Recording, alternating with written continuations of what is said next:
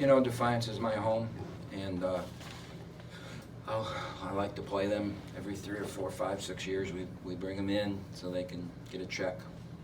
And this was probably not a good year for him to come because he's in a complete rebuild. He had a lot of young players, but us being in a rebuild too, I thought that was a good time to do it for him instead of bringing him in like next year or last year or something like that.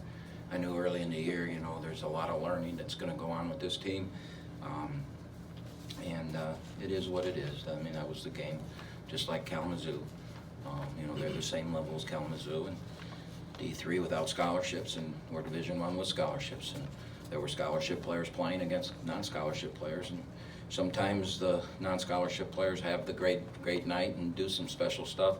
He's just too young for that. We'll bring him back in here when all those kids are seniors and give him another chance. So very, very pleased with how we defended. Not that pleased with the rebounding.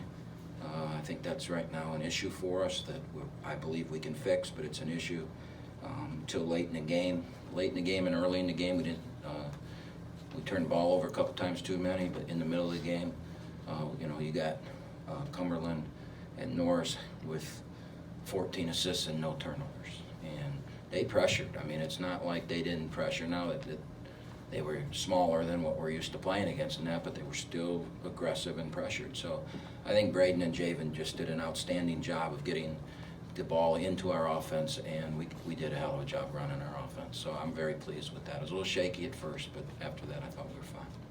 Questions for players first? Xavier, you were perfect from the floor with the face mask on. You gonna keep wearing that thing for the rest of your career, or what? Career, I don't know, but definitely for the rest of this year, this season, and we'll see going forward, but definitely for the rest of this season. Javen, you started off a little slow from the floor tonight, but got things going. Got finished with 8 rebounds, 9 assists. How'd you feel out there once you kind of got things moving? I felt pretty good. Coach is always talking about no rebounds, no rings. So just try to, the shot being slow, just try to do everything, other things to help our team win. Javen, what Coach was talking about there in the second half, where you guys got the offense rolling, did you feel that too? Like you guys were on the move? Yeah, we got wide open shots and we were just knocking them down. Javen, X, both of you guys being upperclassmen, what are you guys' thoughts on Braden Norris's play?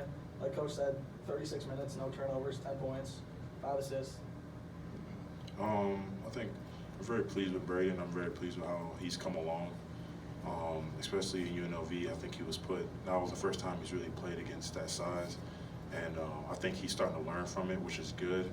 I think like all the freshmen that's been here since I've been here, he's like come along the fastest. He's really adapting quickly. One thing I'm very impressed with is his ability to tell people what to do, even though he's just a freshman. He gets people in line and he tells people where to go. He actually runs the offense, and I'm very pleased with that. And I even let him know that I'm very pleased with it. So I'm excited to see how he develops this season, how he ends up in March when we're playing, you know, at the end of the conference, getting ready for the tournament. But I'm very satisfied. Any other questions? Xavier, real quick, you set a school record tonight for most consecutive field goal percentage with the makes in terms of the most field goals made without a miss in a game. Did you know that you were having a special night, or was that something where you were just playing ball? Man, the shots that I take, I literally take the same shots every game. I don't really try to like force anything. I didn't know I was even close to the school record. I didn't even know anything about the record. I just try to shoot the shots that come within the offense. Then, you know, if I'm making them, great. If I'm not, I don't try to worry about it. Just keep pushing forward. But yeah, I'm a little bit excited about the school record though. When Cam said, I was like, oh snap, I'm out there. Cool. I coached in the game that Burkholder did it too. Did he know? No, but Burkholder had made. The reason I said that to you, he had made a bunch in a row the game before too. So I think the record consecutive is 15 or 16. You can look that up, man. 13 or 14. Is it what? I know he made a couple before that game, so I didn't realize the one game was 11. So when you told me that, I didn't think you were right. But I was planning on putting him back in the game. I went down and I told him about the record and asked him, you want to go out there? And he said, no, I'd like the record. So, is that what happened? No. No. He came and asked me, do I want to go back in? I was like, yeah, I'll go back in. And then he came back, he was like, no, it's going to sit you because you have the record. And I was like, oh, yeah, I'll stay. I didn't realize we kept David Ortiz from going yard on us tonight. Kept him in the park. Yeah. Any other questions for the players? All right, thanks, guys.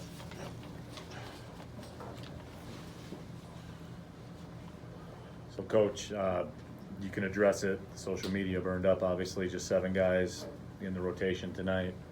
Talk about what happened there. Well, we went on the road this weekend for our first road trip, and we have rules. And, you know, the academic side of this is very, very important to me. I've been here 35 years. I don't know the exact numbers, but I think the numbers are somewhere around 110 players that have played their senior year for me, and 107 of them have graduated. And we take that very serious. You're here as a student first, and we have a rule that during the week you have to get so many hours in our study hall, which we're sitting in. This is the media room, but during the week this is a study hall. You can see all the computers and everything. And each player, depending on their GPA and that, is assigned so many hours. And just because we went on the road the first week, I guess some guys thought that they didn't have to get their study hours in. And now people are going to say, oh yeah, well you picked the D3 game, Defiance, to sit them. No, I found out at 10 o'clock this morning. All right, the weekly report comes out on Monday. We could have been playing Michigan State tonight, and those 3 kids would have sat. They did not get their study hall hours in. And so what am I going to do? Am I going to yell at them? Am I going to run them? I mean, it's not the first time we've had this. You know, each one of those 3 kids has had a chance, has not done it once or twice before during the school year, and they were disciplined then. So obviously, they're going to test me. And they found out they're not going to win. And they found out that the academic piece of it is the most important thing there is. I've survived 35 years because of that. You can say all I want to do is win because that's what I get paid to do. And you go ahead and say it, I don't care, I know the truth. The truth is that, you know, we brought some kids in here over the last few years that are second chance kids, and every one of them graduated. Every one of them graduated. And every one of these kids will graduate too, but there's going to be some bumps in the road. And you're not going to test me. And they tested me and they found out what's going to happen. And I'm telling you, if we'd have played Michigan State tonight, they wouldn't have played. You can believe me or you don't have to, but it's the truth. Questions? Any questions for Coach? All right. All right, thank you.